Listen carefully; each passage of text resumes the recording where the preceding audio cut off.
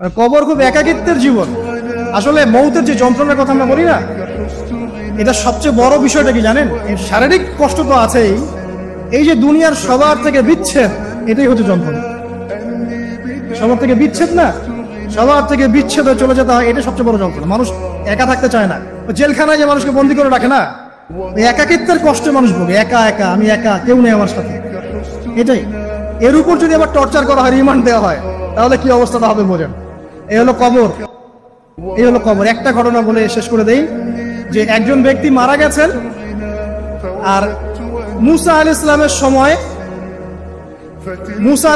সময় বানু ইসরাইলের কোন এক নবী, আমি ঠিক নাম বলতে পারবো না যে কোন নবী, কারণ নামটা হাদিসে আসে নাই, কোন একজন নবী আল্লাহর কাছে দোয়া করছেন, আল্লাহ মৃত মানুষের সাথে আমার একটু কথোপকথন করায় দাও। আমি জাস্ট একটু কথাবার্তা বলতে চাই যে মৃত মানুষটা কেমন আছে বা তাদের অবস্থাটা কি, আমি জানতে চাই।